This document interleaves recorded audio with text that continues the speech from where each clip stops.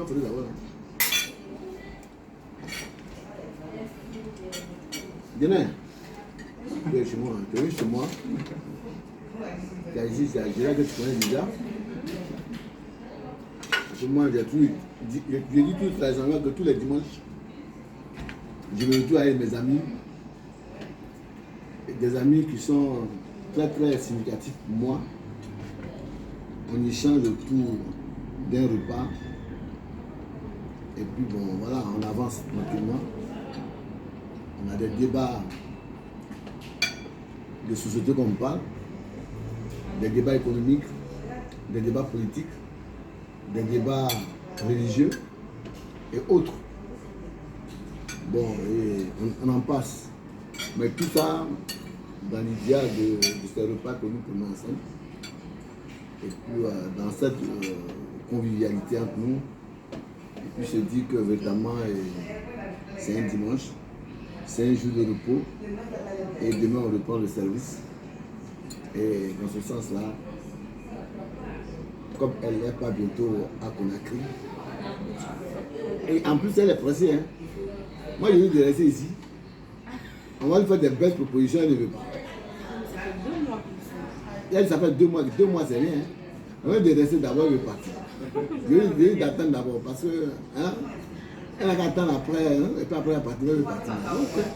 Donc, on va la laisser partir. Et puis nous on continue, j'ai où bien. Nous on continue de rester parce que lui aussi va finir par en France. Non, non, moi il ne va plus. Hein? Si ça continue comme ça. Je suis avec excellence. Il dit qu'il a. Je ne bouge plus, je suis avec lui.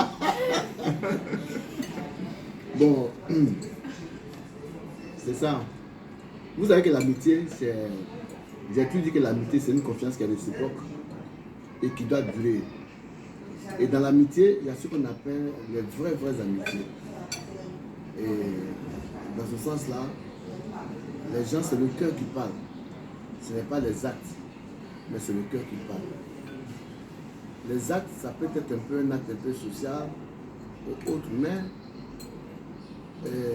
l'amitié, c'est se confondre à l'autre.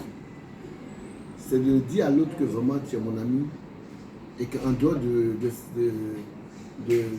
cette relation d'amitié, vous formez la même personne. Vous avez les mêmes idées. Vous convergez ensemble. Vous vous dites tout. Et puis voilà. Mais ça se passe vraiment dans l'amour. C'est pourquoi moi, les week-ends, je me suis toujours retrouvé avec mes amis. Parce que Dieu nous a tous créés pour vivre ensemble, le bon vivre ensemble. Moi, je dois le vivre ensemble, mais le bon vivre ensemble. Donc, on fait en sorte qu'on se retrouve et puis on éponge nos idées.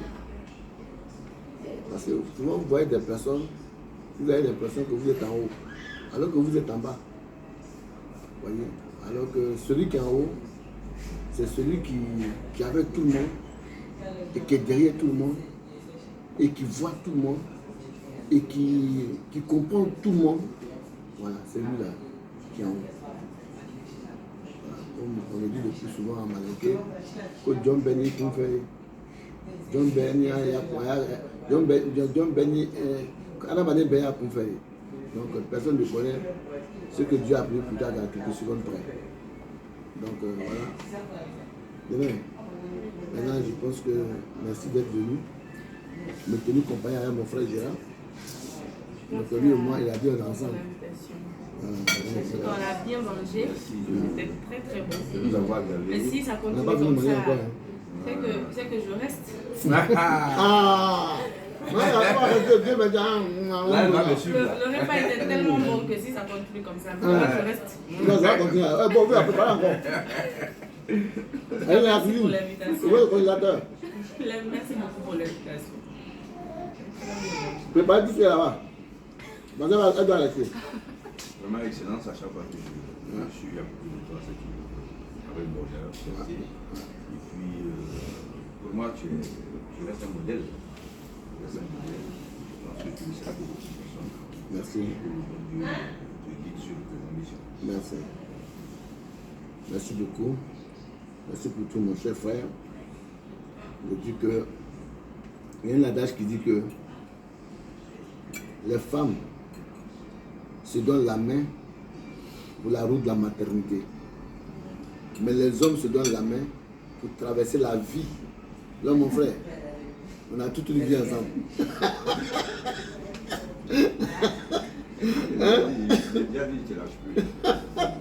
On a toute une vie ensemble. On a un chemin. Que ce soit le chemin soit passé dans le bûche ou pas, on est là et on est ensemble. On partagera tout ensemble. Bon, nous mangeons un peu ici la ticket avec la soupe d'artiquet. Ça, on a pris ça avec les ébouillés. Mais les ébouillés, eux, ils mettent de l'huile rouge. C'est-à-dire que l'huile de palme, à l'intérieur de l'huile rouge de palme, ils mettent ça dedans et puis maintenant ça change la couleur. Et puis bon, c'est la nourriture comme nous, on vient manger le bandé, le riz, tout ça. Et eux, c'est la ticket qui est leur nourriture de base. N'est-ce pas? Bon, ça, il faut le connaître ça aussi, c'est presque tout le groupe Akan qui mange la ticket.